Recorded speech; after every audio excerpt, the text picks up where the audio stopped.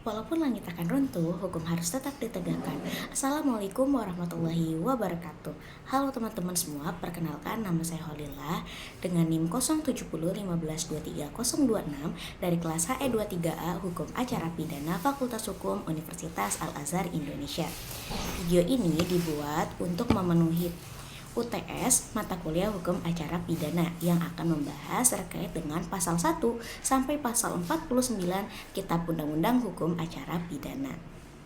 Untuk teman-teman yang penasaran bagaimana sih sebetulnya Kitab Undang-Undang Hukum Acara Pidana itu, nah langkah pertama yang harus teman-teman lakukan adalah punya buku KUHAP-nya dulu. Kalau misalkan kalian nggak punya buku KUHAP-nya, bisa cek di JDIH BPK, cari aja di sana terkait dengan Kitab Undang-Undang Hukum Acara Pidana, udah lengkap banget.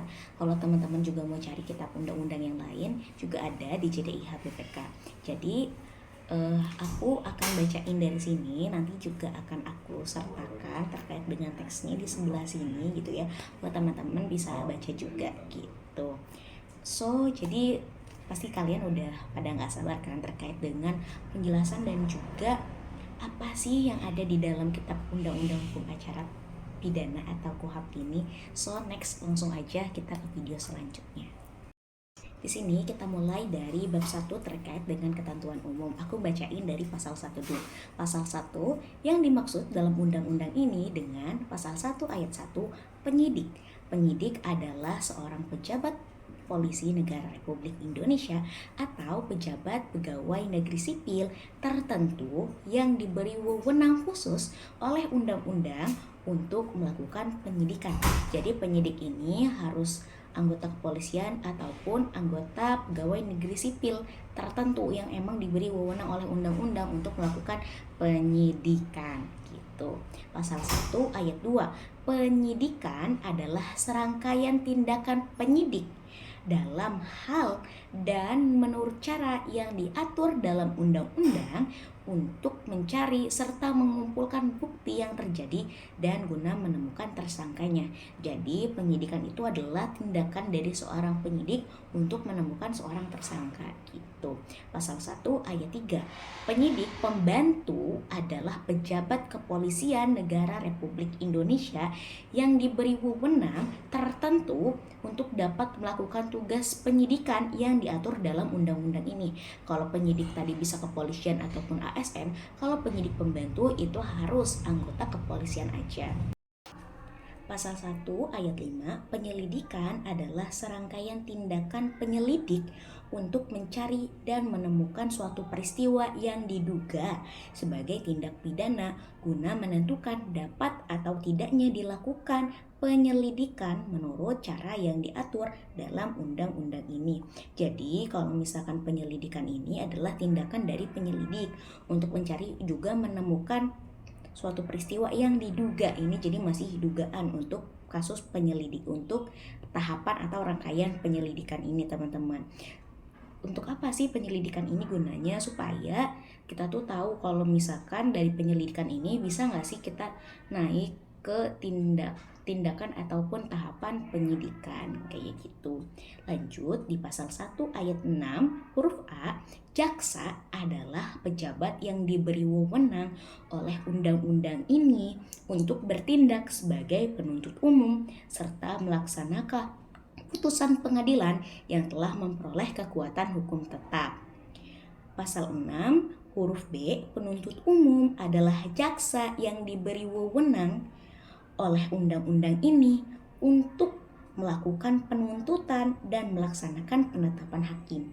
Jadi ada jaksa aja di pasal 1 ayat 6 ini, ada pengertian terkait dengan jaksa aja dan juga ada pengertian terkait dengan penuntut umum gitu. Pasal 1 ayat 7, penuntut adalah tindakan penuntut umum untuk melimpahkan perkara pidana ke pengadilan negeri yang berwenang dalam hal cara menurut yang diatur dalam undang-undang ini dengan permintaan supaya diperiksa dan diputus oleh hakim di sidang pengadilan. Pasal 1 ayat 8, hakim adalah pejabat peradilan negara yang diberi wewenang oleh undang-undang untuk mengadili. Jadi tugas hakim itu untuk mengadili, bukan untuk melakukan penyidikan ataupun penyelidikan. Pasal 1 ayat 9, mengadili adalah serangkaian tindakan hakim untuk menerima, memeriksa, dan memutus perkara pidana berdasarkan asas bebas, jujur, dan tidak memihak di sidang pengadilan dalam hal dan menurut cara yang diatur dalam undang-undang ini. Jadi hakim dalam memutuskan suatu perkara itu harus berdasarkan atas asas bebas, jujur, dan juga tidak memihak gitu. Pasal 1 ayat 10, pra-peradilan adalah wewenang pengadilan negeri untuk memeriksa dan memutus menurut cara yang diatur dalam undang-undang ini tentang huruf A, salah atau tidaknya suatu penangkapan dan atau tidak penahanan atas permintaan tersangka atau keluarganya atau pihak lain atas kuasa tersangka.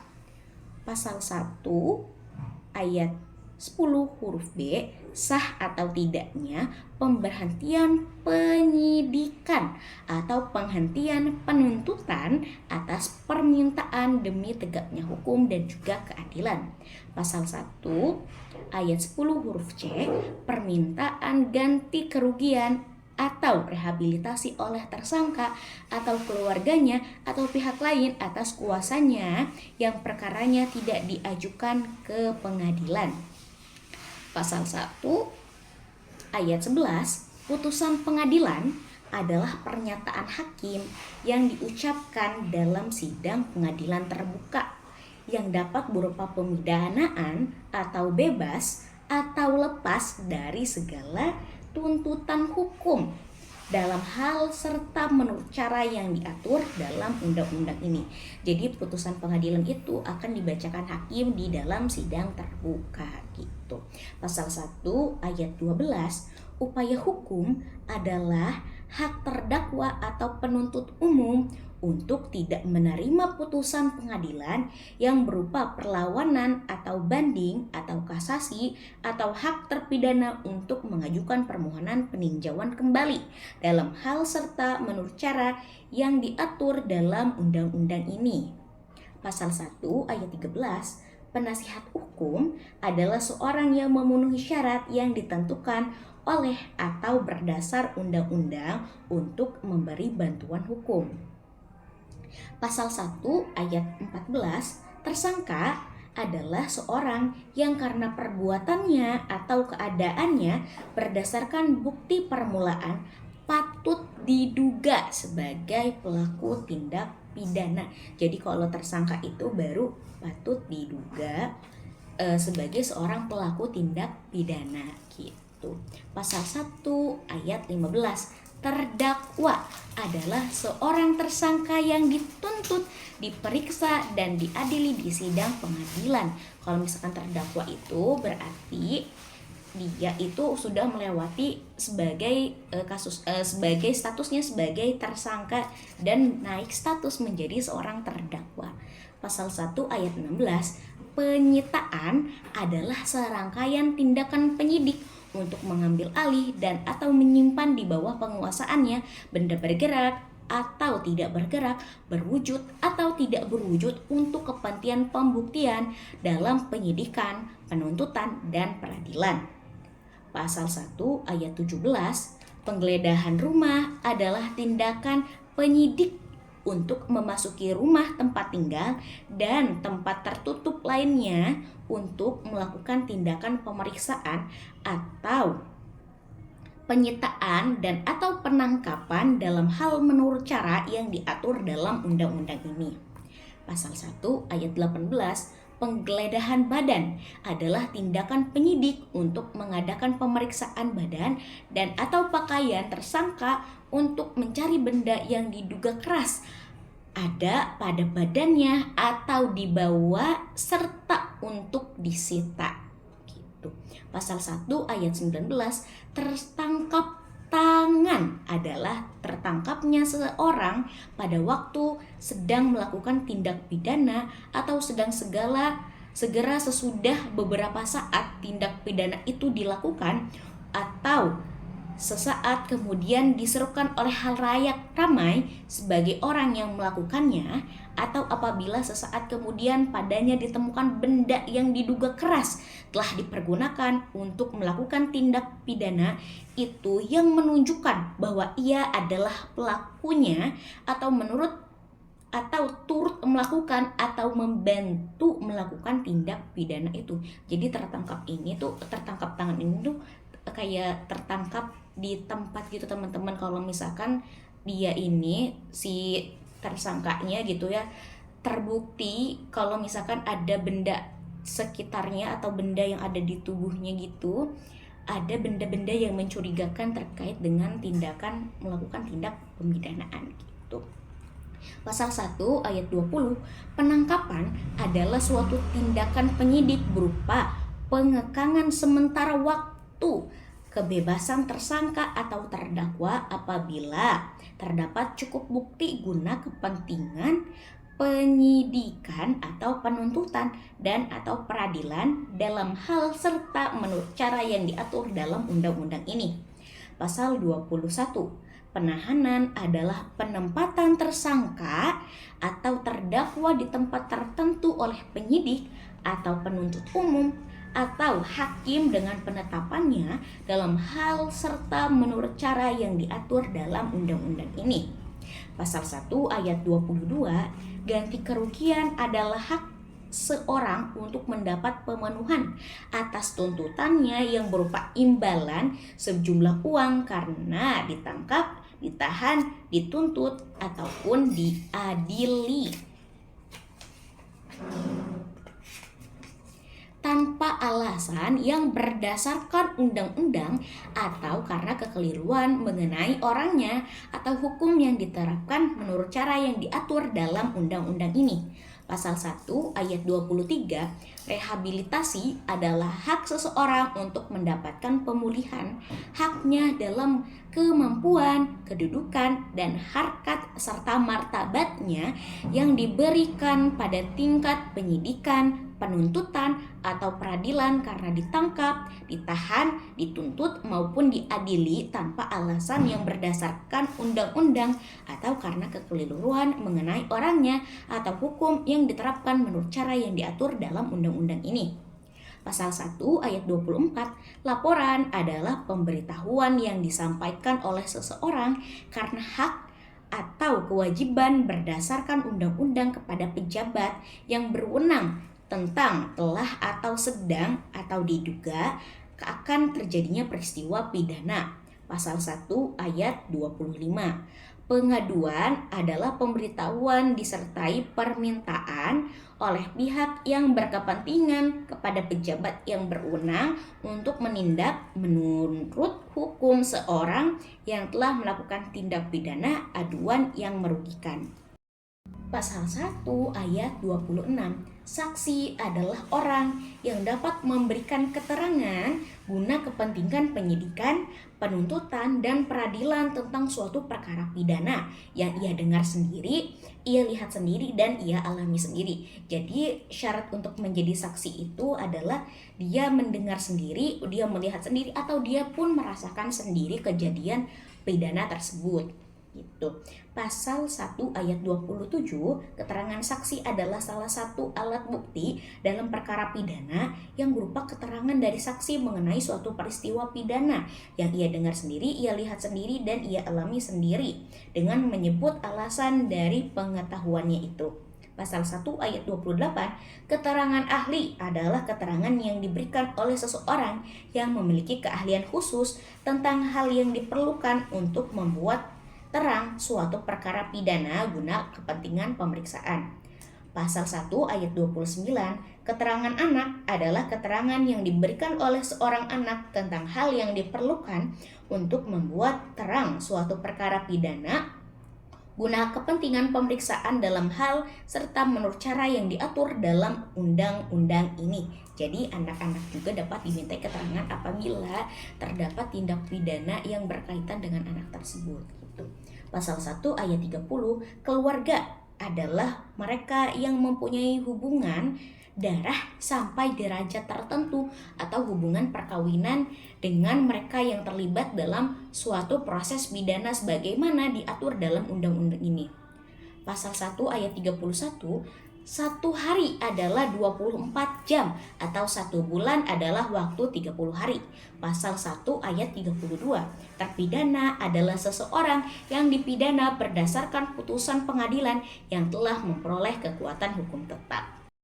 Jadi teman-teman, di pasal 1 ini menjelaskan terkait dengan pengertian umum atau juga definisi atau biasa kita sebut sebagai glosarium dalam hukum acara pidana. Seperti tadi ada penyelidik, penyidik, tersangka, terdakwa, penuntut umum, hakim, penasehat hukum, dan juga jaksa. Nah, tujuannya agar semua aparat penegak hukum ini memiliki pemahaman yang sama terhadap istilah-istilah tersebut, sehingga tidak terjadi yang namanya salah tafsir dalam penerapan hukum. Oke, kita lanjut ke bab 2 terkait dengan ruang lingkup berlakunya undang-undang. Pasal 2 undang-undang ini berlaku untuk melaksanakan tata cara peradilan dalam lingkungan peradilan umum pada semua tingkat peradilan. Jadi di pasal 2 ini membahas terkait dengan ruang lingkup berlakunya KUHAP yang menjelaskan bahwa KUHAP itu berlaku di seluruh wilayah hukum negara Republik Indonesia.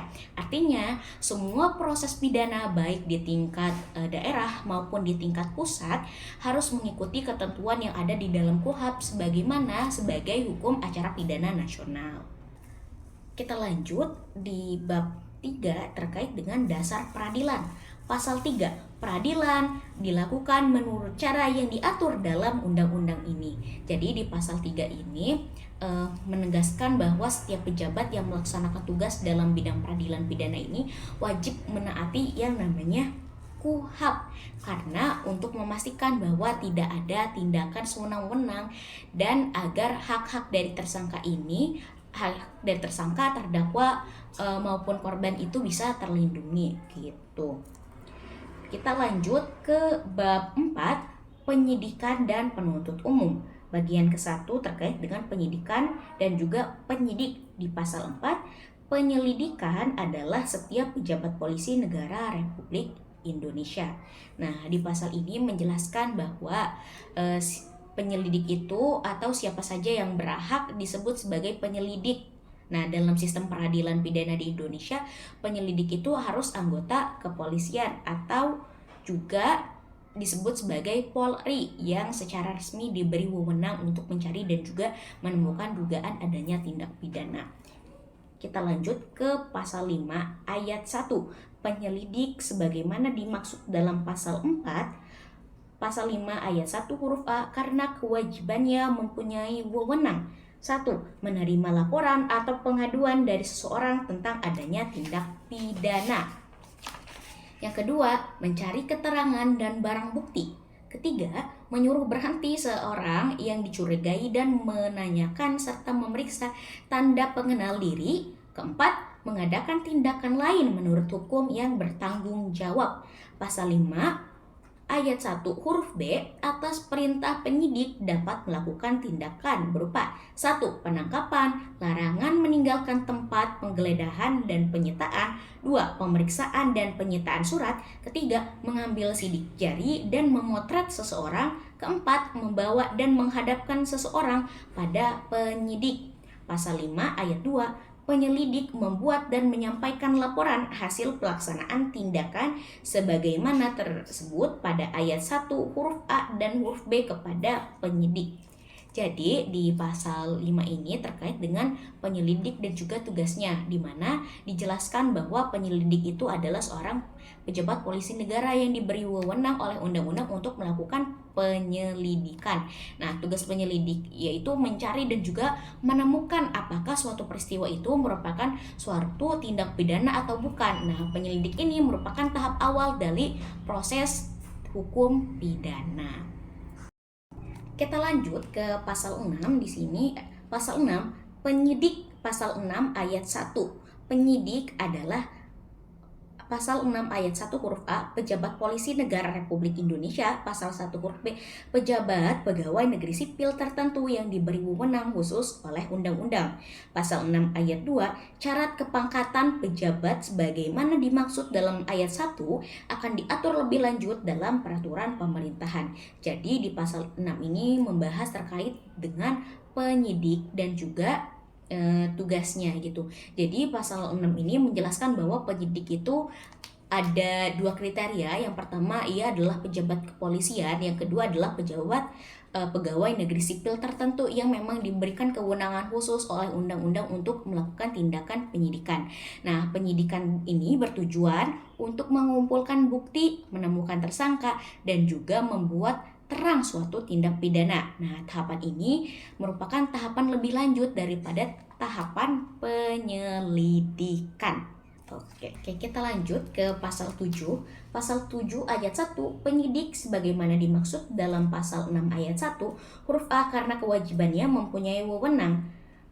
Pasal 7 ayat 1 huruf A menerima laporan atau pengaduan dari seseorang tentang adanya tindak pidana.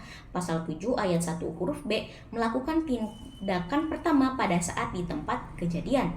Pasal 7 ayat 1 huruf C menyuruh berhenti seorang tersangka dan memeriksa tanda pengenal diri tersangka. Pasal 7 ayat 1 huruf D melakukan penangkapan, penahanan, penggeledahan, dan juga penyitaan. Pasal 7 ayat 1 huruf E melakukan pemeriksaan dan penyitaan surat. Pasal 7 ayat 1 huruf F mengambil sidik jari dan juga memotret seseorang. Pasal 7 ayat 1 huruf G memanggil orang yang didengar dan diperiksa sebagai tersangka atau saksi. Pasal 7 ayat 1 huruf H mendatangkan orang ahli yang diperlukan dalam hubungannya dengan pemeriksaan perkara. Pasal 7 ayat 1 huruf I mengadakan penghentian penyidikan. Pasal 7 ayat 1 huruf J mengadakan tindakan lain menurut hukum yang bertanggung jawab. Pasal 7 ayat 2 penyidik sebagaimana dimaksud dalam pasal 6 ayat 1 huruf B mempunyai wewenang dengan undang-undang yang menjadi dasar hukumnya masing-masing dalam pelaksanaan tugasnya berada di bawah koordinasi dan pengawasan penyidik serta dalam pasal 6 ayat 1 huruf A. Pasal 7 ayat 3 dalam melakukan tugasnya sebagaimana dimaksud dalam ayat 1 dan ayat 2, penyidik wajib menjunjung tinggi hukum yang berlaku. Jadi di pasal 7 ini membahas terkait dengan wewenang dari seorang penyidik. Nah, pasal ini membuat daftar wewenang penyidik antara yang tadi udah aku sebutkan gitu ya. Selain itu, penyidik juga dapat menghentikan penyidikan jika tidak cukup bukti atau bukan termasuk sebagai tindak pidana gitu. Teman-teman. Pasal 8. Pasal 8 ayat 1. Penyidik membuat berita acara tentang pelaksanaan tindakan sebagaimana dimaksud dalam pasal 75 dengan tidak mengurangi ketentuan lain dalam undang-undang ini. Pasal 8 ayat 2, penyidik menyerahkan berkas perkara kepada penuntut umum. Pasal 8 ayat 3, penyerahan berkas perkara sebagaimana dimaksud dalam ayat 2 dilakukan. Pasal 8 ayat 3 huruf A, pada tahap pertama penyidik hanya menyerahkan berkas perkara. Pasal 8 ayat 3 huruf B, dalam hal penyidikan sudah dianggap selesai, penyidik menyerahkan tanggung jawab atas tersangka dan barang bukti kepada penuntut umum. Jadi di pasal 8 ini menjelaskan hubungan antara penyidik dan juga penuntut umum, yang mana penyidik harus di mana hasil penyidikan ini harus diserahkan kepada penuntut umum dalam bentuk berkas perkara. Nah, penuntut umum nantinya akan meneliti berkas tersebut untuk menentukan apakah perkara ini sudah lengkap atau perlu lengkapi lagi gitu. Nah, ini juga menggambarkan bahwa koordinasi antara kepolisian dan kejaksaan dalam sistem peradilan pidana di Indonesia gitu. Kita lanjut ke pasal 9. Pasal 9, penyelidik dan penyidik sebagaimana dimaksud dalam pasal 6 ayat 1 huruf A mempunyai wewenang melakukan tugas masing-masing pada umumnya di seluruh wilayah Indonesia, khususnya di daerah hukum masing-masing di mana ia diangkat sesuai dengan ketentuan undang-undang. Jadi pasal 9 ini menjelaskan terkait dengan wilayah tugas yang menegaskan bahwa baik penyelidik maupun penyidik itu memiliki kewenangan nasional, artinya mereka itu bisa melakukan tugas di seluruh wilayah hukum negara Republik Indonesia, bukan hanya di daerah tempat mereka bertugas aja, walaupun itu tuh dibatasi ya teman-teman gitu. Namun dalam praktiknya pelaksanaan tugas ini tetap memperhatikan yang namanya juga koordinasi antar daerah dan juga instansi. Tujuannya apa? Tujuannya agar tidak terjadi yang namanya tumpang tindih kewenangan. Nah, ketentuan ini juga merupakan proses dari penyidikan dan juga penyelidikan bisa berjalan dengan efektif. Nah, terutama bila terjadi tindak pidana yang melibatkan lintas daerah gitu.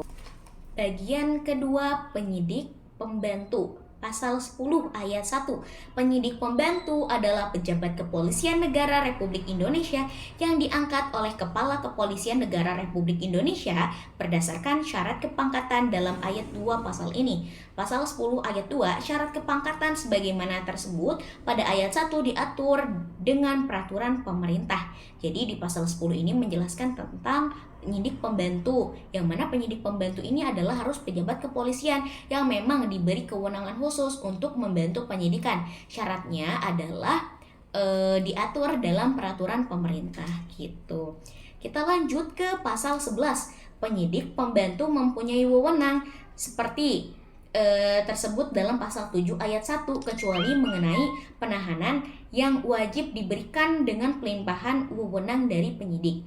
Jadi di pasal 11 ini menjelaskan terkait dengan kewenangan dari penyidik pembantu, yang mana penyidik pembantu ini sebetulnya dapat melakukan berbagai tindakan penyidikan seperti pemeriksaan saksi, penyitaan barang bukti, dan juga membuat berita acara, tetapi tidak berwenang untuk menahan tersangka. Nah, ketentuan ini menunjukkan bahwa wewenang pemenahanan hanya dapat dilakukan oleh penyidik utama. Untuk apa? Untuk menjaga keseimbangan antara penegak hukum dan juga perlindungan hak asasi manusia. Begitu teman-teman. Lanjut ke pasal 12. Pasal 12, penyidik pembantu membuat berita acara dan menyerahkan berkas perkara kepada penyidik kecuali perkara dengan acara pemeriksaan singkat yang dapat langsung diserahkan kepada penuntut umum. Jadi di pasal 12 ini terkait dengan tugas penyidik pembantu dalam membuat berita acara hasil penyelidikan. Di mana di pasal 12 ini menjelaskan bahwa setiap hasil penyidikan ini yang dilakukan oleh penyidik pembantu harus dituangkan dalam sebuah berita acara yang kemudian berkas perkaranya diserahkan kepada penyidik utama. Namun untuk berkas acara singkat ya, berkas perkaranya tersebut itu dapat langsung diserahkan kepada penuntut umum tanpa melalui penyidik. Nah, ketentuan ini itu bertujuan agar penanganan perkara ringan dapat berjalan lebih cepat, namun tetap sesuai dengan prosedur hukum yang berlaku. Bagian ketiga terkait dengan penuntut umum. Pasal 13, penuntut umum adalah jaksa yang diberi wewenang oleh undang-undang ini untuk melakukan penuntutan dan melaksanakan penetapan hakim.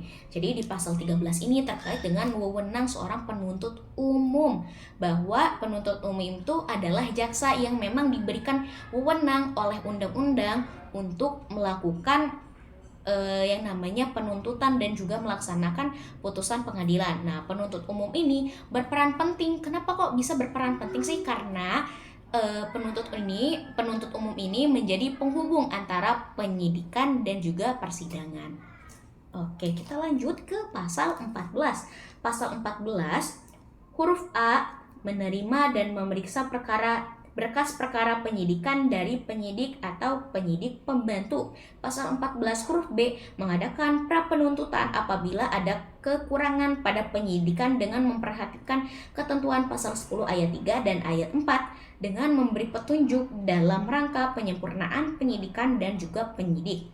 Pasal 14 huruf C memberikan perpanjangan penahanan, melakukan penahanan atau penahanan lanjutan, dan atau mengubah status tahanan setelah perkaranya dilimpahkan oleh penyidik. Pasal 14 huruf D membuat surat dakwaan. Pasal 14 huruf E melimpahkan perkara ke pengadilan. Pasal 14 huruf F menyampaikan pemberitahuan kepada terdakwa tentang ketentuan hari dan waktu perkara disidangkan yang disertai surat panggilan baik kepada terdakwa maupun kepada saksi untuk datang pada sidang yang telah ditentukan. Pasal 14 huruf G melakukan penuntutan. Pasal 14 huruf H menuntut perkara demi kepentingan hukum. Pasal 14 huruf I mengadakan tindakan lain dalam lingkup tugas dan tanggung jawab sebagai penuntut umum menurut ketentuan undang-undang ini. Pasal 14 huruf J melaksanakan penetapan hakim. Jadi di pasal 14 ini menjelaskan terkait dengan tugas dari seorang penuntut umum, yang mana sebagaimana yang telah tadi aku sebutkan, di mana penuntut umum ini juga berhak untuk menutup perkara demi kepentingan hukum. Nah, pasal ini itu menjadi dasar profesionalisme dari seorang jaksa dalam setiap perkara pidana gitu. Oke, kita lanjut ke pasal 15. Penuntut umum menuntut perkara tindak pidana yang terjadi dalam daerah hukumnya menurut ketentuan undang-undang. Jadi di pasal 15 ini menjelaskan terkait dengan kewenangan dari wilayah seorang penuntut umum, di mana penuntut umum ini hanya berwenang untuk menuntut perkara pidana yang terjadi di wilayah hukumnya sendiri dan harus diajukan ke pengadilan negeri yang berwenang di wilayah tersebut gitu. Nah, tujuan pasal ini tuh adalah untuk memastikan agar proses peradilan ini berjalan dengan teratur, tertib, dan juga sesuai dengan pembagian yurisdiksi hukum. Contohnya kayak gini teman-teman. Kalau misalkan ada terjadi tindak pidana di daerah Kabupaten Bogor, maka penuntut umum dari Kejaksaan Negeri Bogor lah yang berwenang untuk menuntut perkara itu di Pengadilan Negeri Bogor gitu. Jadi bukan dari Kejaksaan Negeri Bandung, bukan dari Kejaksaan Negeri Kota Banjar misalnya gitu. Jadi harus dari Kejaksaan Negeri Bogor dan juga Pengadilan Negeri Bogor gitu. Kita lanjut ke bab 5 terkait dengan penangkapan, penahanan, penggeledahan badan, pemasukan rumah, dan penyitaan dan pemeriksaan surat. Kita masuk ke bagian ke-1 terkait dengan penangkapan. Pasal 16 ayat 1 untuk kepentingan penyelidikan atas perintah penyidik berwenang melakukan penangkapan. Pasal 16 ayat 2 untuk kepentingan penyelidikan penyidik dan penyidik pembantu berwenang melakukan penangkapan. Jadi di pasal 16 ini menjelaskan terkait dengan penangkapan hanya boleh dilakukan dengan surat perintah penangkapan kecuali tertangkap tangan. Dan surat tersebut harus diberitahukan kepada tersangka dan juga keluarganya. Hal ini itu bertujuan untuk melindungi agar seseorang itu tidak ditangkap sewenang-wenang gitu. Lanjut di pasal 17. Perintah penangkapan dilakukan terhadap seseorang yang diduga keras melakukan tindakan pidana berdasarkan bukti permulaan yang cukup gitu. Jadi di pasal 17 ini terkait dengan dasar penangkapan. Nah, pasal ini tuh menyebutkan bahwa penangkapan itu hanya dilakukan terhadap seseorang yang diduga keras. Jadi ini tanda kutip diduga keras, ini perlu digarisbawahi, diduga keras melakukan tindak pidana berdasarkan bukti permulaan yang cukup. Artinya tidak boleh ada penangkapan tanpa alasan hukum yang jelas. Jadi kalau misalkan penangkapan ini masih dugaan ya teman-teman, belum dia tuh menjadi seorang tersangka dan betul kalau misalkan dia yang melakukan tindak pidana, masih dalam bentuk dugaan gitu. Kita lanjut ke pasal 18. Pasal 18 ayat 1, pelaksanaan tugas penangkapan dilakukan oleh petugas Kepolisian Negara Republik Indonesia dengan memperlihatkan surat tugas serta memberikan kepada tersangka surat perintah penangkapan yang mencantumkan identitas tersangka dan menyebut alasan penangkapan serta uraian singkat perkara kejahatan yang dipersangkakan serta tempat ia diperiksa. Pasal 18 ayat 2, dalam hal tertangkap tangan penangkapan dilakukan tanpa surat perintah dengan ketentuan bahwa penangkapan harus segera menyerahkan tertangkap beserta barang bukti yang ada kepada penyidik atau penyidik pembantu yang terdekat. Pasal 18 ayat 3, tembusan surat perintah penangkapan sebagaimana dimaksud dalam ayat 1 harus diberikan kepada keluarganya segera setelah penangkapan dilakukan. Jadi di pasal 18 ini terkait dengan tata cara penangkapan yang mana dilakukan penyidik dengan memperlihatkan surat perintah resmi. Nah, tersangka itu berhak loh untuk mengetahui alasan kenapa sih ia bisa ditangkap gitu. Dan penyidik juga wajib membuat berita acara penangkapan yang akan menjadi dan juga menjamin transparansi dalam proses hukum. Selain itu, surat penangkapan ini juga harus diperlihatkan kepada keluarga gitu. Kita lanjut ke pasal 19 ayat 1. Penangkapan sebagaimana dimaksud dalam pasal 17 dapat dilakukan untuk paling lama 1 hari. Pasal 19 ayat 2, terhadap tersangka pelaku pelanggaran tidak diadakan penangkapan kecuali dalam hal ia telah dipanggil secara sah 2 kali berturut-turut, tidak memenuhi panggilan itu tanpa alasan yang sah. Jadi di pasal 19 ini terkait dengan jangka waktu penangkapan, di mana bahwa penangkapan itu paling lama 1 hari atau 24 jam. Setelah itu tersangka harus dilepas atau ditahan secara sah gitu. Nah, ketentuan ini tuh menegaskan bahwa batas waktu ini agar hak dan juga kebebasan dari seseorang itu tidak dilanggar tanpa adanya dasar hukum. Oke, kita lanjut ke bagian kedua, penahanan di pasal 20. Pasal 20 ayat 1, untuk kepentingan penyidikan, penyidik atau penyidik pembantu atas perintah penyidik sebagaimana dimaksud dalam pasal 11 berwenang melakukan penahanan. Pasal 20 ayat 2, untuk kepentingan penuntut umum berwenang melakukan penahanan atau penahanan lanjutan. Pasal 20 ayat 3, untuk kepentingan pemeriksaan hakim di sidang pengadilan dengan penetapan berwenang melakukan penahanan. Jadi di pasal 20 ini menjelaskan terkait dengan penahanan, yang mana penahanan ini hanya dapat dilakukan oleh pejabat yang berwenang apabila terdapat kekhawatiran tersangka ini melakukan pelarian diri atau menghilangkan barang bukti atau mengulangi tindak pidana gitu.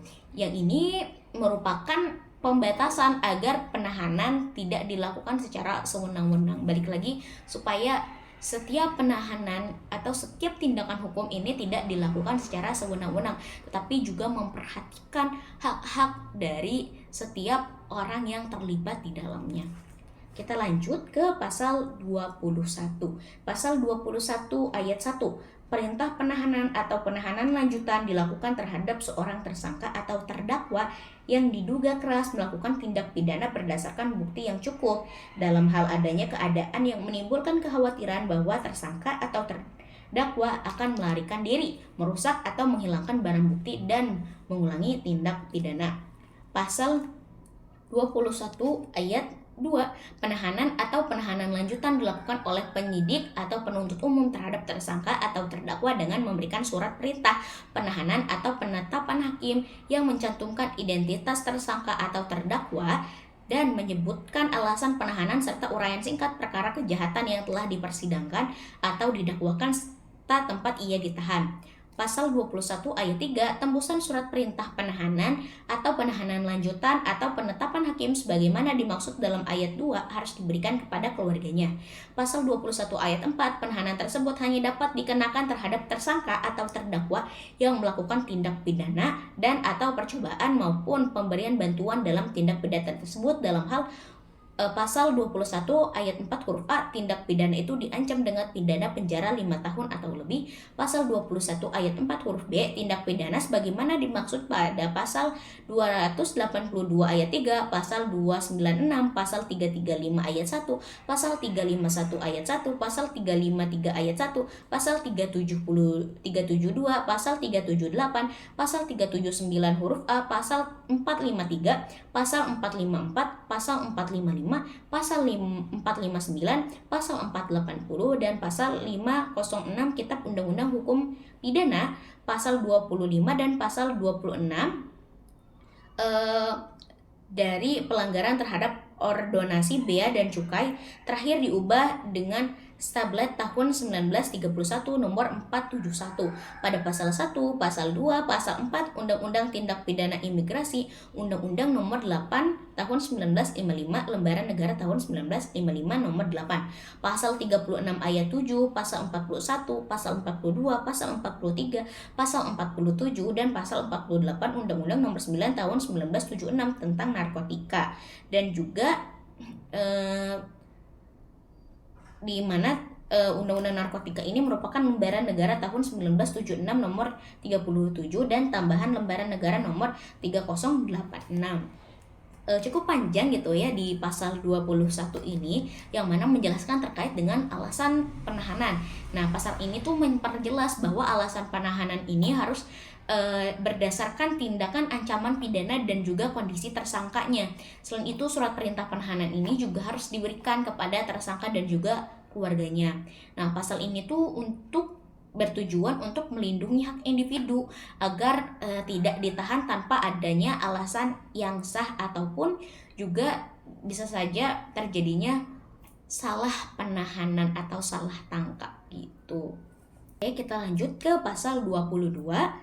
Pasal 22 ayat 1, jenis penahanan dapat berupa pasal 22 ayat 1 huruf A, penahanan rumah tahanan negara, pasal 22 ayat 1 huruf B, penahanan rumah, pasal 22 ayat 1 huruf C, penahanan kota.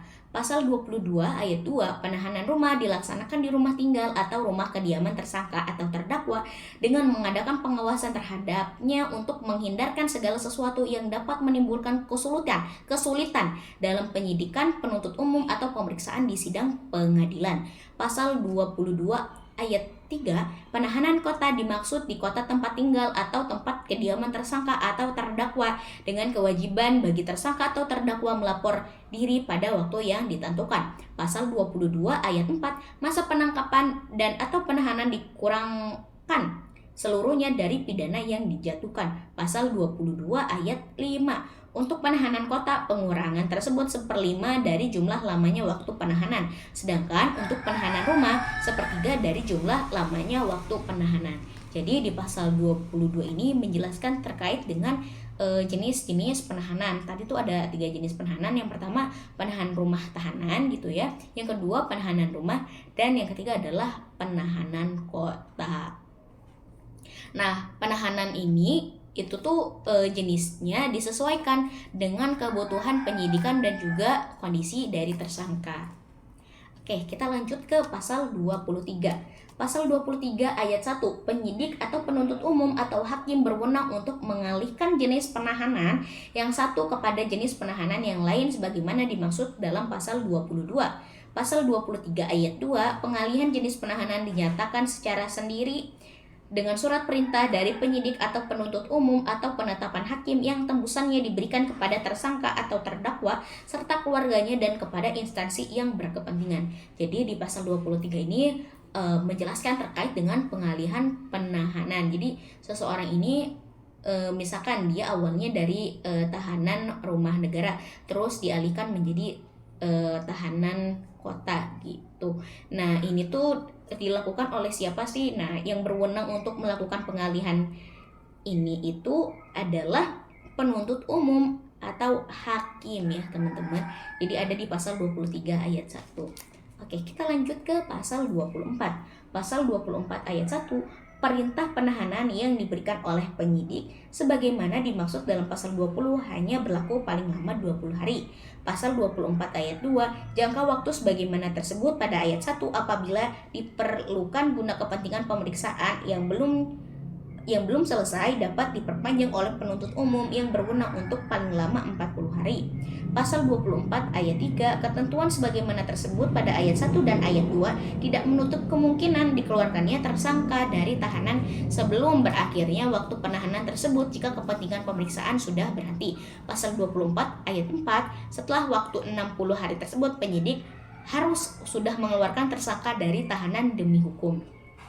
Jadi di pasal 24 ini menjelaskan terkait dengan jangka waktu penahanan oleh penyidik. Nah, di mana disebutkan bahwa jangka waktu penahanannya itu oleh perintah penahanan hanya berlaku selama 20 hari. Nah, apabila dalam waktu 20 hari penyidik belum selesai, nah penahanan ini harus diperpanjang oleh yang namanya penuntut umum. Paling lama berapa sih? Paling lama 40 hari. Nah, ketentuan dari perpanjangan penahanan ini dibuat agar proses penyidikan ini berjalan dengan lancar dan sesuai dengan batas waktu yang wajar untuk mencegah yang namanya terjadinya penahanan sewenang-wenang. Nah, setelah masa penahanannya berakhir, maka dan tidak diperpanjang, maka tersangka ini harus segera dibebaskan demi hukum gitu. Kita lanjut ke pasal 25. Pasal 25 ayat 1, perintah penahanan yang diberikan oleh penuntut umum sebagaimana dimaksud dalam pasal 20 hanya berlaku paling lama 20 hari. Pasal 25 ayat 2, jangka waktu sebagaimana tersebut pada ayat 1 apabila diperlukan guna kepentingan pemeriksaan yang belum selesai dapat diperpanjang oleh ketua pengadilan negeri yang berwenang untuk paling lama 30 hari. Pasal 25 ayat 3, ketentuan sebagaimana tersebut pada ayat 1 dan ayat 2 tidak menutup kemungkinan dikeluarkannya tersangka dari tahanan sebelum berakhir waktu penahanan tersebut jika kepentingan pemeriksaan sudah terpenuhi. Pasal 25 ayat 4, setelah waktu 50 hari tersebut penuntut umum harus sudah mengeluarkan tersangka dari tahanan demi hukum. Jadi di pasal 25 ini mengatur tentang perpanjangan penahanan oleh ketua pengadilan negeri. Nah, pasal ini tuh menyebutkan bahwa apabila waktu penahanan dan juga perpanjangan oleh penuntut umum ini telah habis, tapi penyelidikannya belum selesai, maka ketua pengadilan dapat memberikan perpanjangan penahanan itu paling lama 30 hari. Nah, ketentuan ini tuh menunjukkan bahwa KUHP ini memberikan kontrol dan juga kontrol dari lembaga peradilan terhadap tindakan penahanan. Nah, dan juga agar hak asasi dari tersangka ini tetap terlindungi dan proses hukumnya bisa berjalan adil dan juga sesuai dengan prosedural gitu. Oke, kita lanjut ke pasal 26. Pasal 26 ayat 1, hakim pengadilan negeri yang mengadili perkara sebagaimana dimaksud pada pasal 84 guna kepentingan pemeriksaan berwenang mengeluarkan surat perintah penahanan untuk paling lama 30 hari. Pasal 26 ayat 2, jangka waktu sebagaimana tersebut pada ayat 1 apabila diperlukan guna kepentingan pemeriksaan yang belum selesai dapat diperpanjang oleh ketua pengadilan negeri yang bersangkutan untuk paling lama 60 hari. Pasal 26 ayat 3, ketentuan sebagaimana tersebut pada ayat 1 dan ayat 2 tidak menutup kemungkinan dikeluarkannya terdakwa dari tahanan sebelum berakhir waktu penahanan tersebut jika kepentingan pemeriksaan sudah terpenuhi. Pasal 26 ayat 4, setelah waktu 90 hari walaupun perkara tersebut belum diputus, terdakwa harus sudah dikeluarkan dari tahanan demi hukum. Jadi di pasal 26 ini menjelaskan tentang penahanan pada tahap pemeriksaan di pengadilan negeri. Nah, dalam pasal ini tuh disebutkan bahwa hakim yang mengadili perkara berwenang melakukan penahanan terhadap terdakwa paling lama berapa? Paling lama itu 30 hari. Nah, apabila waktu tersebut itu belum cukup untuk menyelesaikan pemeriksaan, nah maka penahanannya dapat diperpanjang oleh ketua pengadilan negeri untuk paling lama itu adalah 60 hari. Nah, ketentuan ini menunjukkan bahwa KUHP ini sebetulnya memberikan wewenang kepada hakim untuk mengatur penahanan selama proses persidangan berlangsung, sekaligus memastikan bahwa setiap tahap penahanan berada di bawah pengawasan dari lembaga peradilan. Kita lanjut ke pasal 27.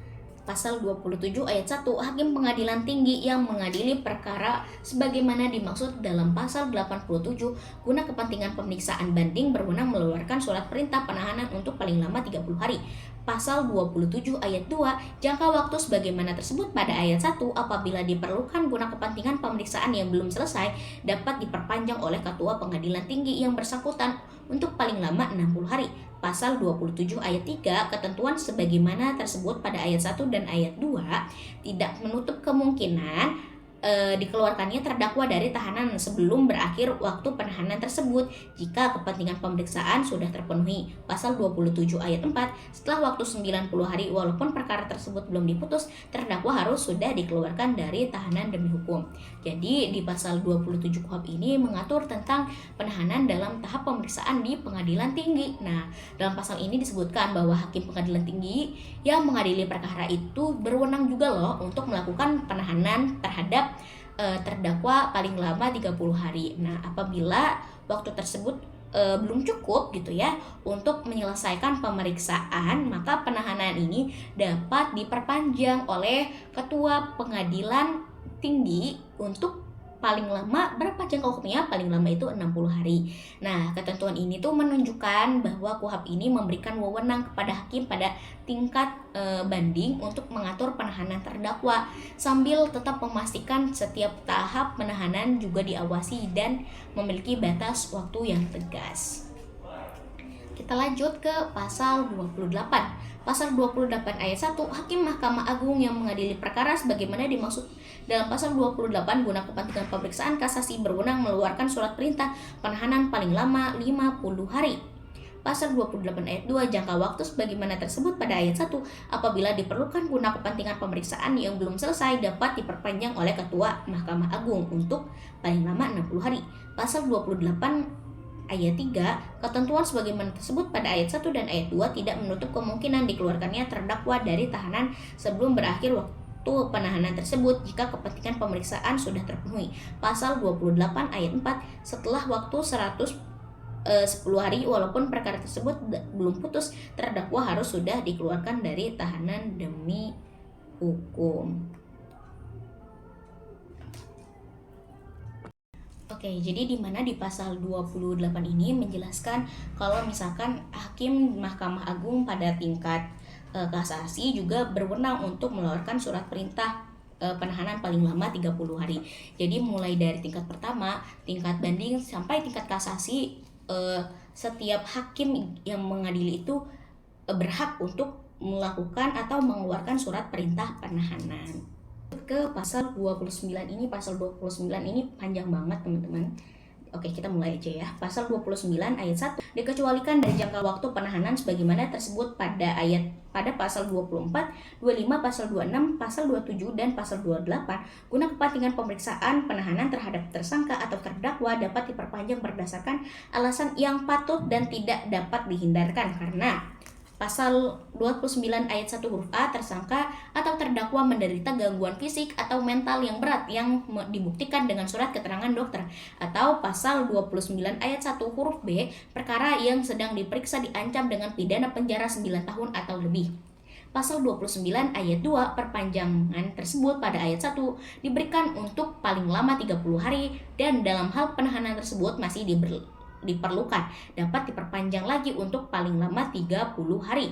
Pasal 29 ayat 3, perpanjangan penahanan tersebut atas dasar permintaan dan laporan pemeriksaan dalam tingkat pasal 29 ayat 3 huruf A, penyidikan dan penuntutan diberikan oleh Ketua Pengadilan Negeri. Pasal 29 ayat 3 huruf B, pemeriksaan di Pengadilan Negeri diberikan oleh Ketua Pengadilan Tinggi. Pasal 29 ayat 3 huruf C, pemeriksaan banding diberikan oleh Mahkamah Agung. Pasal 29 huruf D, pasal 29 ayat 3 huruf D, pemeriksaan kasasi diberikan oleh Ketua Mahkamah Agung. Pasal 29 ayat 4, penggunaan kewenangan perpanjangan penahanan oleh pejabat tersebut pada ayat 3 dilakukan secara bertahap dan dengan penuh tanggung jawab. Pasal 29 ayat 5, ketentuan sebagaimana tersebut pada ayat 2 tidak menutup kemungkinan dikeluarkannya tersangka atau terdakwa dari tahanan sebelum berakhir waktu penahanan tersebut jika kepentingan pemeriksaan sudah dipenuhi. Pasal 29 ayat 6, setelah waktu 60 hari walaupun perkara tersebut belum selesai diperiksa atau belum diputus, tersangka atau terdakwa harus sudah dikeluarkan dari tahanan demi hukum. Pasal 29 ayat 7, terhadap perpanjangan penahanan tersebut pada ayat 2, tersangka atau terdakwa dapat mengajukan keberatan dalam tingkat. Pasal 29 ayat 7 huruf A, penyidikan dan penuntutan kepada Ketua Pengadilan Tinggi. Pasal 27 ayat 9 huruf B, pemeriksaan Pengadilan Negeri dan pemeriksaan banding kepada Ketua Mahkamah Agung. Pasal 29 cukup panjang tadi sampai pasal 29 ayat 7 huruf B gitu ya, terkait dengan pasal 29 ini yang mana mengatur tentang pengecualian jangka waktu penahanan apabila pemeriksaan perkara ini belum selesai karena keadaan luar biasa atau sangat penting. Nah, Ketua Pengadilan Negeri ini dapat memberikan perpanjangan masa penahanan paling lama itu 30 hari. Namun jika setelah itu pemeriksaan masih belum selesai, tersangka atau terdakwa harus dibebaskan demi hukum. Oke, kita lanjut ke pasal 30. Pasal 30, apabila tenggang waktu penahanan sebagaimana tersebut pada pasal 24, 25, 26, 27, dan 28 atau perpanjangan penahanan sebagaimana tersebut pada pasal 29 ternyata tidak sah, tersangka atau terdakwa berhak minta ganti kerugian sesuai dengan ketentuan yang dimaksud dalam pasal 95 dan pasal 96. Jadi pasal 30 ini mengatur bahwa setiap orang yang ditangkap, ditahan, ataupun dikenai tindakan lain secara tidak sah, itu dia berhak untuk menuntut yang namanya ganti kerugian. Nah, ganti kerugian ini diberikan oleh negara melalui mekanisme hukum yang diatur dalam KUHP. Nah, tujuannya untuk apa sih? Nah, tujuannya ini adalah untuk melindungi hak asasi seseorang dan juga tindakan penahanan yang tidak sesuai dari tindakan penahanan yang tidak sesuai dengan hukum gitu. Oke, kita lanjut ke pasal 31. Pasal 31 ayat 1, atas permintaan tersangka atau terdakwa, penyidik atau penuntut umum atau hakim sesuai dengan kewenangan masing-masing dapat mengadakan penangguhan penahanan dengan atau tanpa jaminan uang atau jaminan orang berdasarkan syarat yang ditentukan. Pasal 31 ayat 2, karena jabatan penyidik atau penuntut umum atau hakim sewaktu-waktu dapat mencabut penangguhan penahanan dalam hal tersangka atau terdakwa melanggar syarat sebagaimana dimaksud dalam ayat 1. Di pasal 31 KUHP ini menjelaskan bahwa penahanan itu dapat ditangguhkan atas permintaan tersangka atau terdakwa maupun atas inisiatif dari penyidik, penuntut umum maupun juga hakim. Oke, kita lanjut ke bagian ketiga terkait dengan penggeledahan. Di sini kita mulai dari pasal 32. Untuk kepentingan penyidikan, penyidik dapat melakukan penggeledahan rumah atau penggeledahan pakaian atau penggeledahan badan menurut tata cara yang ditentukan dalam undang-undang ini. Jadi di pasal 32 ini menjelaskan tentang penggeledahan, bahwa penyidik itu dapat melakukan penggeledahan rumah, badan, dan juga pakaian kepada seseorang untuk kepentingan penyidikan. Nah, tindakan ini tentunya harus mengikuti tata cara yang diatur di dalam KUHP yang sah secara hukum. Oke, kita lanjut ke pasal 33. Pasal 33 ayat 1, dengan surat izin Ketua Pengadilan Negeri setempat, penyidik dalam melakukan penyidikan dapat mengadakan penggeledahan rumah yang diperlukan. Pasal 33 ayat 2, dalam hal yang diperlukan atas perintah tertulis dan penyidik bertugas kepolisian dan penyidik petugas kepolisian negara Republik Indonesia dapat memasuki rumah. Pasal 33 ayat 3, setiap kali memasuki rumah harus disaksikan oleh 2 orang saksi dalam hal tersangka atau penghuni menyetujuinya. Pasal 33 ayat 4, setiap kali memasuki rumah harus disaksikan oleh kepala desa atau ketua lingkungan dengan 2 orang saksi dalam hal tersangka atau penghuni menolak atau tidak hadir. Pasal 33 ayat 5, dalam waktu 2 hari setelah memasuki dan atau menggeledah rumah harus dibuat suatu berita acara dan turunannya disampaikan kepada pemilik atau penghuni rumah yang bersangkutan. Jadi pasal 33 ini terkait dengan penggeledahan juga gitu ya, dimana di pasal 33 ini terkait dengan lebih tepatnya ke tata cara penggeledahan rumah gitu. Nah, pasal ini tuh mengatur bahwa penggeledahan rumah itu harus dilakukan dengan surat izin oleh Ketua Pengadilan Negeri. Petugas polisi yang memasuki rumah itu harus dengan surat perintah penyidik dan disaksikan juga oleh 2 orang saksi. Setelah penggeledahan, berita acara juga harus dibuat dalam waktu 2 hari dan diserahkan kepada pemilik rumah. Lanjut ke pasal 34 gitu ya.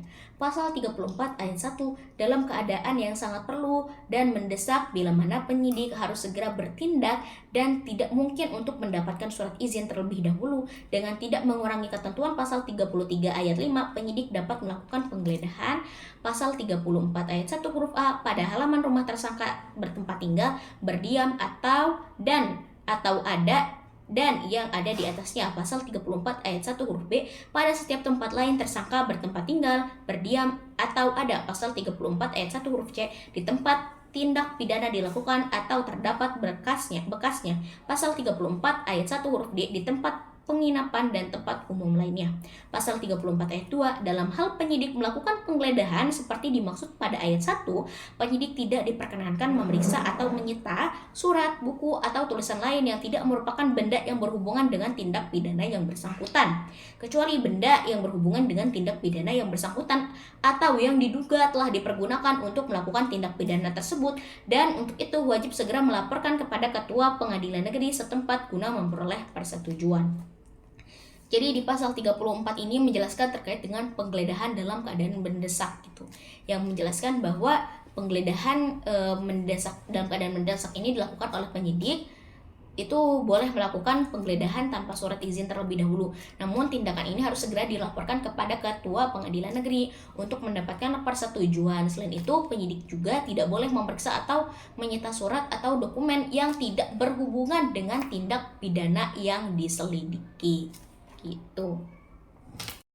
Kita lanjut ke pasal 35. Pasal 35, kecuali dalam hal tertangkap tangan, penyidik tidak diperkenankan memasuki. Pasal 35 huruf A, ruang di mana sedang berlangsung sidang Majelis Permusyawaratan Rakyat, Dewan Perwakilan atau Dewan Perwakilan Rakyat Daerah. Pasal 35 huruf B, tempat di mana sedang berlangsung ibadah dan atau upacara keagamaan. Pasal 35 huruf C, ruang di mana sedang berlangsung sidang pengadilan.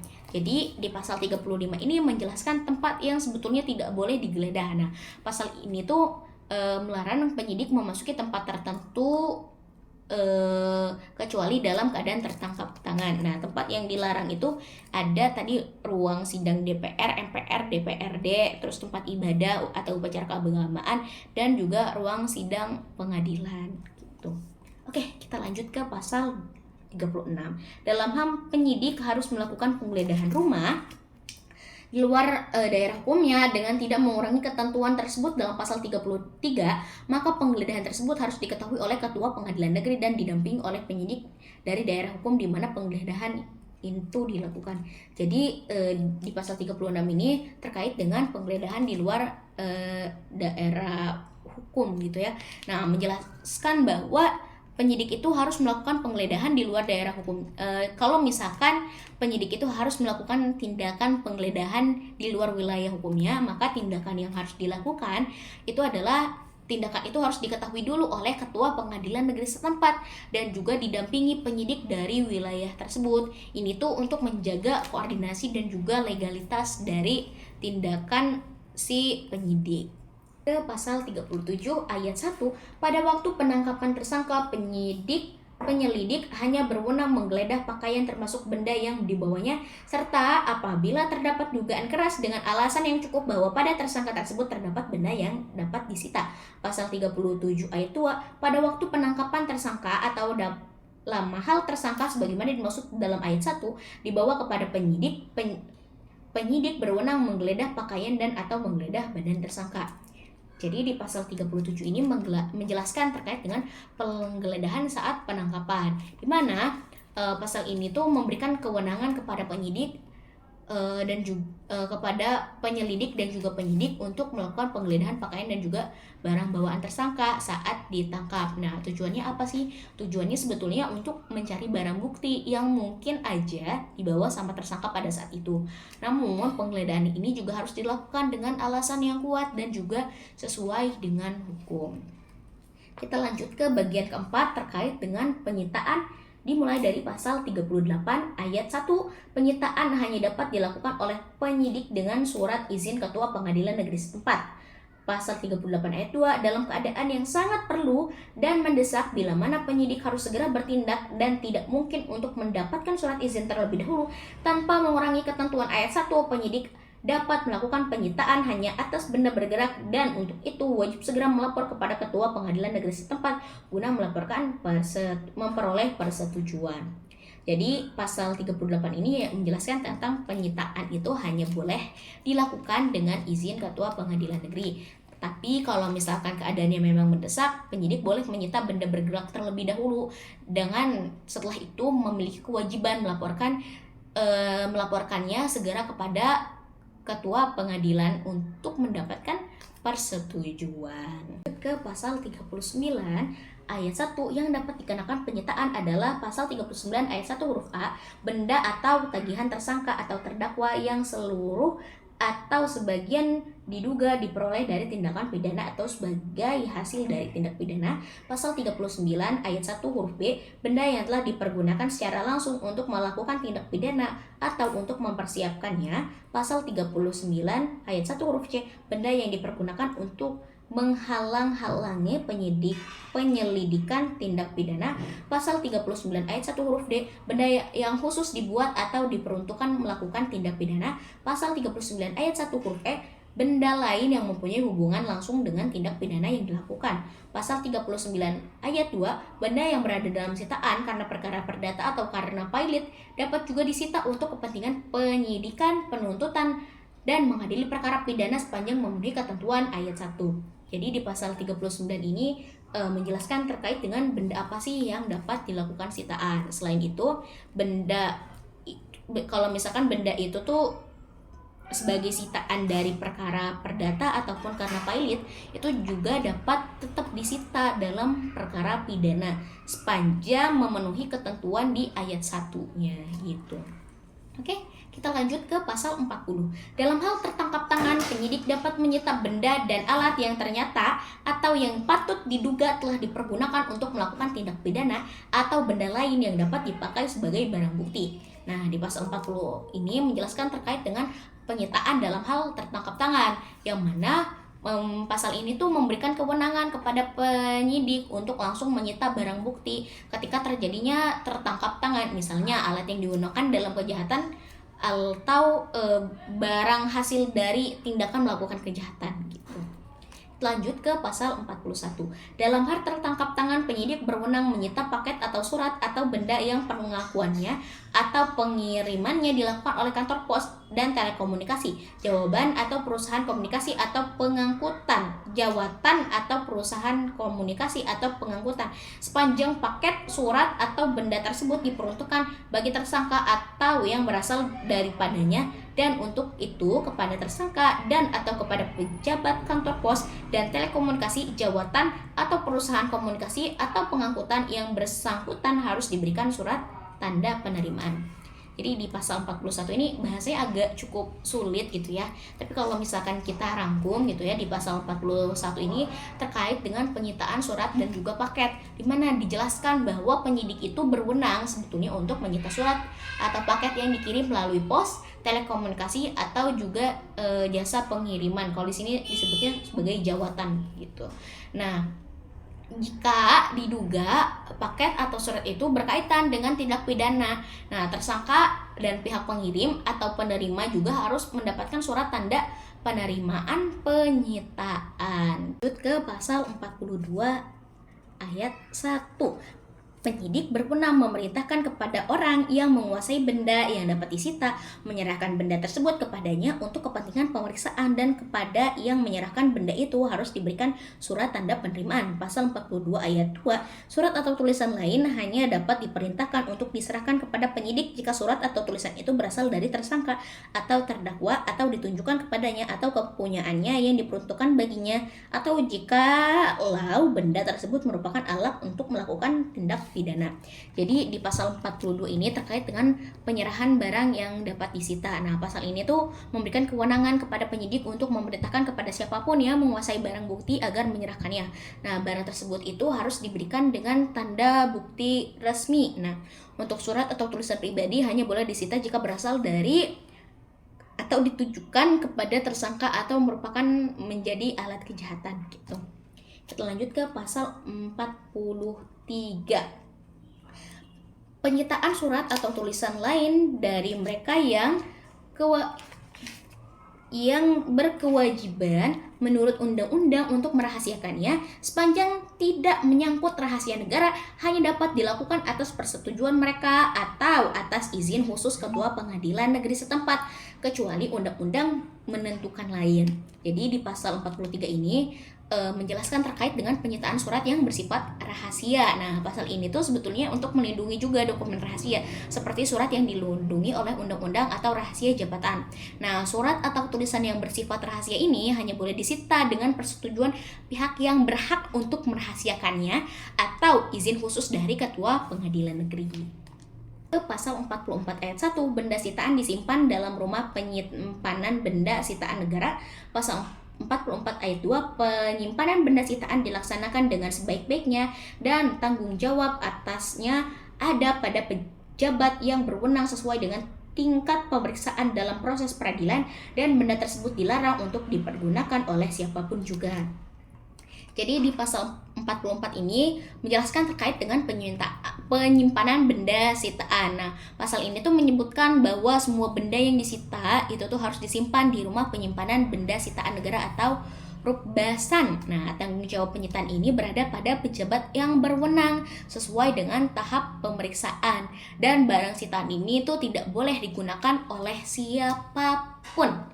Kita lanjut ke pasal 45. Dalam hal benda sitaan terdiri atas benda yang dapat lekas rusak atau yang membahayakan sehingga tidak mungkin untuk disimpan sampai putusan pengadilan terhadap perkara yang bersangkutan memperoleh kekuatan hukum tetap, atau jika biaya penyitaan benda tersebut akan menjadi terlalu tinggi, sejauh mungkin dengan persetujuan tersangka atau kuasanya dapat diambil tindakan sebagaimana berikut. Pasal 45 ayat 1 huruf A, apabila perkara masih ada di tangan penyidik atau penuntut umum, benda tersebut dapat dijual lelang atau dapat dimanfaatkan oleh penyidik atau penuntut umum dengan disaksikan oleh tersangka atau kuasanya. Pasal 45 ayat 1 huruf B, apabila perkara sudah ada di tangan pengadilan, maka benda tersebut dapat diamankan atau dijual lelang oleh penuntut umum atas izin hakim yang penyidangan perkaranya dan disaksikan oleh terdakwa atas kuasanya. Pasal 45 ayat 2, hasil pengelelangan benda yang bersangkutan yang berupa uang dipakai sebagai barang bukti. Pasal 45 ayat 3, guna kepentingan pembuktian sedapat mungkin disisihkan sebagian dari benda sebagaimana dimaksud dalam ayat 1. Pasal 45 ayat 4, benda sitaan yang bersifat terlarang atau dilarang untuk diedarkan, tidak termasuk ketentuan sebagaimana dimaksud dalam ayat 1, dirampas untuk dipergunakan bagi kepentingan negara atau untuk dimusnahkan. Cukup panjang gitu ya di pasal 45 ini terkait dengan pengelolaan barang sitaan yang mudah rusak. Nah, pasal ini tuh menjelaskan bahwa barang sitaan yang mudah rusak atau berbahaya itu tuh boleh dijual atau dilelang ataupun diamankan jika perkaranya masih di tingkat penyidikan atau penuntut umum. Nah, penjualan ini dilakukan dan juga disaksikan oleh tersangka. Jika sudah di pengadilan, maka harus izin kepada hakim dan juga dihadiri terdakwa. Nah, hasil lelang ini kan pasti berupa uang ya. Uang ini disimpan sebagai barang bukti. Barang terlarang seperti narkotika dirampas untuk negara atau dimusnahkan. Lanjut ke pasal 46 ayat 1, benda yang dikenakan penyitaan dikembalikan kepada orang atau kepada mereka dari siapa benda itu disita, atau kepada orang atau kepada mereka yang paling berhak apabila pasal 46 ayat 1 huruf A, kepentingan penyidikan dan penuntutan tidak memerlukan lagi. Pasal 46 ayat 1 huruf B, perkara tersebut tidak jadi dituntut karena tidak cukup bukti atau ternyata tidak merupakan tindak pidana. Pasal 46 ayat 1 huruf C, perkara tersebut dikesampingkan untuk kepentingan umum atau perkara tersebut dituntut demi hukum, kecuali apabila benda itu diperoleh dari suatu tindak pidana atau yang dipergunakan untuk melakukan suatu tindak pidana. Pasal 46 ayat 2, apabila perkara sudah diputus, maka benda yang dikenakan penyitaan dikembalikan kepada orang atau kepada mereka yang disebut dalam putusan tersebut, kecuali jika menurut putusan hakim benda itu dirampas untuk negara, untuk dimusnahkan atau untuk dirusakkan sampai tidak dapat dipergunakan lagi, atau jika benda tersebut masih diperlukan sebagai barang bukti dalam perkara lain. Jadi di pasal 46 ini menjelaskan terkait dengan pengembalian barang sitaan. Nah, pasal ini tuh mengatur bahwa barang bukti yang disita selama proses penyidikan atau persidangan itu harus dikembalikan kepada pihak yang memang berhak gitu dalam perkara yang sudah selesai, atau barang tersebut tidak lagi dipergunakan untuk pembuktian. Nah, tujuannya adalah untuk melindungi hak milik dari seseorang agar tidak dirugikan secara hukum. Yang kelima terkait dengan pemeriksaan surat di pasal 47 ayat 1, penyidik itu berhak membuka, memeriksa, dan juga menyita surat lain yang dikirim melalui kantor pos atau telekomunikasi, jawatan atau perusahaan komunikasi atau pengangkutan jika benda tersebut dicurigai dengan alasan yang kuat mempunyai hubungan dengan perkara pidana yang sedang diperiksa dengan izin khusus yang diberikan untuk itu dari Ketua Pengadilan Negeri. Pasal 47 ayat 2, untuk kepentingan tersebut, penyidik dapat meminta kepada kantor pos dan telekomunikasi kepala jawatan atau perusahaan komunikasi atau pengangkutan lain untuk menyerahkan kepadanya surat yang dimaksud. Untuk itu harus diberikan surat tanda penerimaan. Pasal 47 ayat 3, hal sebagaimana dimaksud dalam ayat 1 dan ayat 2, pasal ini dapat dilakukan pada semua tingkat pemeriksaan dalam proses peradilan menurut ketentuan yang diatur dalam ayat tersebut. Jadi di pasal 47 ini terkait dengan pemeriksaan surat, di mana penyidik itu berhak loh untuk membuka, memeriksa, dan juga menyita surat lain yang dikirim melalui kantor pos dan juga telekomunikasi, jawatan atau perusahaan telekomunikasi atau pengangkutan jika dicurigai kalau misalkan di surat itu tuh ada sangkut pautnya sama suatu perkara pidana gitu. Oke, kita lanjut ke pasal 48. Pasal 48 ayat 1, apabila sesudah dibuka dan diperiksa ternyata bahwa surat itu ada hubungannya dengan perkara yang sedang diperiksa, surat tersebut dilampirkan pada berkas perkara. Pasal 48 ayat 2, apabila sesudah diperiksa ternyata surat itu tidak ada hubungannya dengan perkara tersebut, surat itu ditutup rapi dan segera diserahkan kepada kepala kantor pos dan telekomunikasi, jawatan atau perusahaan komunikasi atau pengangkutan lain setelah dibubuhi cap yang berbunyi telah dibuka oleh penyidik dengan dibubuhi tanggal, tanda tangan, beserta identitas penyidik. Pasal 48 ayat 3, penyidik dan para pejabat pada semua tingkat pemeriksaan dalam proses peradilan wajib merahasiakan dengan sungguh-sungguh atas kekuatan sumpah jabatan isi surat yang dikembalikan itu.